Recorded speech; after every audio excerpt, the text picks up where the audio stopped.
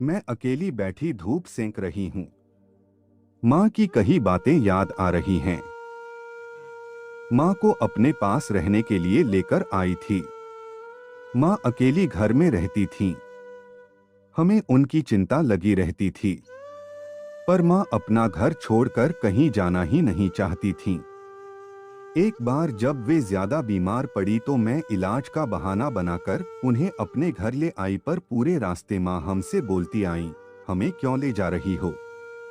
क्या मैं अपनी जड़ से अलग होकर तुम्हारे यहाँ चैन व सुकून से रह पाऊंगी?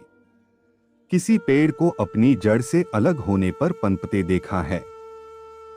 मैं अपने घर से अलग होकर चैन से मर भी नहीं पाऊंगी। मैं उन्हें समझाती, माँ तुम किस जमाने की बात कर रही हो? अब वो जमाना नहीं रहा। अब लड़की की शादी कहाँ से होती है और वह अपने हस्बैंड के साथ रहती कहाँ है? देश की तो बात ही छोड़ो, लोग अपनी जीविका के लिए विदेश जाकर रह रहे हैं। माँ, कोई नहीं जानता कि कब कहाँ किसकी मौत होगी। घर में कोई नहीं है। तुम अकेले वहां रहती हो, हम लोग तुम्हारे लिए परेशान रहते हैं। यहाँ मेरे बच्चों के साथ आराम से रहोगी। बच्चों के साथ तुम्हारा मन लगेगा। कुछ दिनों तक तो माँ ठीक से रहीं, पर जैसे ही तबीयत ठीक हुई, घर जाने के लिए परेशान हो गईं। जब भी मैं उनके पास बैठती तो वे अपनी पुरानी सोच की बातें लेकर शुरू हो जाती। हालांकि मैं अपनी तरफ से वे सारी सुख सुविधाएं देने की कोशिश करती जो मैं दे सकती थी, पर उनका मन अपने घर में ही अटका रहता। आज फिर जैसे ही मैं उनके पास गई तो कहने लगी, सुनो सुनियना, मुझे घर ले चलो। मेरा मन यहाँ नहीं लगता। मेरा मन वहीं के लिए बेचैन रहता है। मेरी सारी यादें उसी घर से जुड़ी हैं। और देखो, मेरा संदूक भी वही है जिसमें मेरी काफी सारी चीजें रखी हैं। उन सब से मेरी यादें जुड़ी हैं। मेरी माँ का, मेरी नानी के बारे में मोतियों वाला बटुआ उसी में है। उसमें तुम लोगों की छोटी छोटी बालियां और पायल जो तुम्हारी नानी ने दी थीं, रखी हैं। तुम्हारे बाबूजी की दी हुई साड़ी जो उन्होंने पहली तनख्वाह मिलने पर सबसे छिपा कर दी थी, उसी संदूक में रखी है। उसे कभी कभी ही पहनती हूँ। सोचा था कि मरने के पहले तुझे दूंगी, मैं थोड़ा झल्लाती हुई कहती, माँ अब उन चीजों को रख कर क्या करना? आज जब उन्हीं की उम्र के करीब पहुंची हूँ तो माँ की कही वे सारी बातें सार्थक लग रही हैं। आज जब मायके से मिला पलंग किसी को देने या हटाने की बात होती है तो मैं अंदर से दुखी हो जाती हूँ, क्योंकि वास्तव में मैं उन चीजों से अलग नहीं होना चाहती। उस पलंग के साथ मेरी कितनी सुखद स्मृतियां जुड़ी हुई हैं। मैं शादी करके जब ससुराल आई तो कमरे का फर्श हाल में ही बना था, इसलिए फर्श गीला था। जल्दी जल्दी पलंग बिछाकर उस पर गद्दा डालकर उसी पर सोई थी। आज भी जब उस पलंग को देखती हूँ या छूती हूँ तो वे सारी पुरानी बातें याद आने लगती हैं। मैं फिर से वही 17 से 18 साल की लड़की बन जाती हूँ। लगता है अभी अभी डोली से उतरी हूँ व लाल साड़ी में लिपटी सिकुड़ी सकुचाई हुई पलंग पर बैठी हूँ। खिड़की में पर्दा भी नहीं लग पाया था। चांदनी रात थी।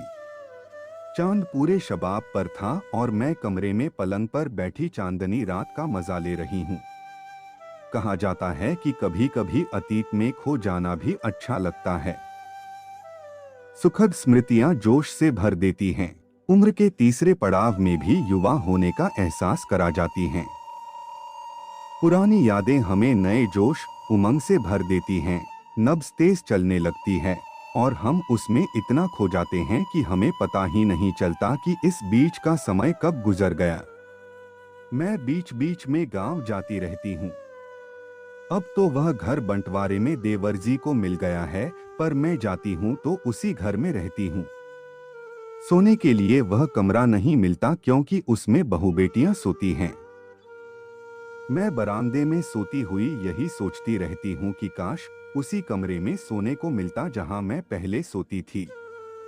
कितनी सुखद स्मृतियां जुड़ी हैं उस कमरे से, मैं बयान नहीं कर सकती। ससुराल की पहली रात, देवरों के साथ खेल खेलने, नंदों के साथ मस्ती करने तक सारी यादें ताजा हो जाती हैं। अब हमें भी एहसास हो रहा है कि एक उम्र होने पर पुरानी चीजों से मोह हो जाता है। जब मैं घर से पटना रहने आई तो मायके से मिला पलंग भी साथ लेकर आई थी। बाद में नए नए डिजाइन के फर्नीचर बनवाए पर उन्हें हटा नहीं सकी और इस तरह सामान बढ़ता चला गया। पुरानी चीजों से स्टोर रूम भरता गया। बच्चे बड़े हो गए और पढ़ लिख कर सबने अपने अपने घर बसा लिए, पर मैंने उनके खिलौने, छोटे छोटे कपड़े, अपने हाथों से बुने हुए स्वेटर, मोजे और टोपियां सहेज कर रखे हुए हैं। जब भी अलमारी खोलती हूँ और उन चीजों को छूती हूँ तो पुराने ख्यालों में डूब जाती हूँ। लगता है कि कल ही की तो बातें हैं। आज भी राम, श्याम और राधा उतनी ही छोटी हैं और उन्हें सीने से लगा लेती हूँ। वो पुरानी चीजें दोस्तों की तरह, बच्चों की तरह बातें करने लगती हैं और मैं उनमें खो जाती हूँ। वो सारी चीजें जो मुझे बेहद पसंद हैं, जैसे माम बाबूजी, सासुमा सुरजी व दोस्तों द्वारा मिले तोहफे भी, सोने चांदी और आभूषणों की तो बात ही छोड़िए। माँ की दी हुई कांच की प्लेट भी मैंने ड्राइंग रूम में सजाकर रखी हुई है। माँ का मोती वाला कान का फूल और माला भी, हालांकि वह असली मोती नहीं है, शीशे वाला मोती है, पर उसकी चमक अभी तक बरकरार है। माँ बताती थी कि उनको मेरी नानी ने दी थी। मैंने उन्हें भी संभाल कर रखा हुआ है कि नानी की एकमात्र निशानी है, और इसलिए भी कि पुरानी चीजों की क्वालिटी कितनी बढ़िया होती थी। आज भी माला पहनती हूँ तो किसी को पता नहीं चलता कि इतनी पुरानी है। वो सारी स्मृतियाँ एक अलमारी में संग्रहित हैं, जिन्हें मैं हर दिवाली में झाड़ पोंछ कर फिर से रख देती हूँ। राधा के पापा कहते हैं, अब तो इन चीजों को बांट दो, पर मुझसे नहीं हो पाता। मैं भी माँ जैसे ही सब कुछ सहेज कर रखती हूँ। उस समय मैं माँ की कही बातें व उनकी भावनाएं नहीं समझ पाती थी। अब मेरे बच्चे जब अपने साथ रहने को बुलाते हैं तो हमें अपना घर, जिसे मैंने अपनी आंखों के सामने एक एक ईंट जोड़कर बनवाया है, को छोड़कर जाने का मन नहीं करता। अगर जाती भी हूं तो मन घर से ही जुड़ा रहता है। पौधे जिन्हें मैंने वर्षों से लगा रखा है, उनमें बच्चों जैसा ध्यान लगा रहता है।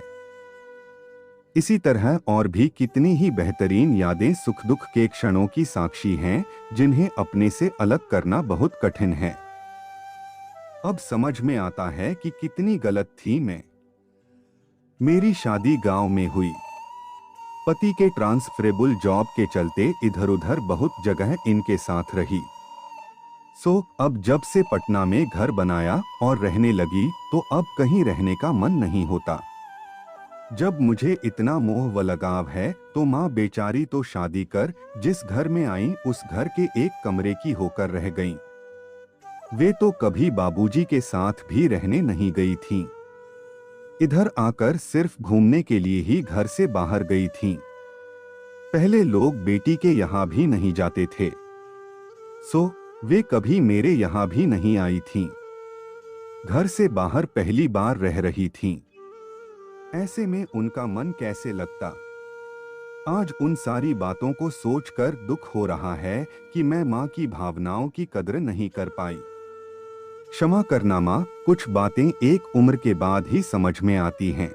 आपका समय निकलकर हमारे साथ था, इसके लिए आपका धन्यवाद। अगली बार फिर से मिलते हैं नए और रोचक वीडियो के साथ। चैनल को सब्सक्राइब करना न भूलें। धन्यवाद और शुभकामनाएं।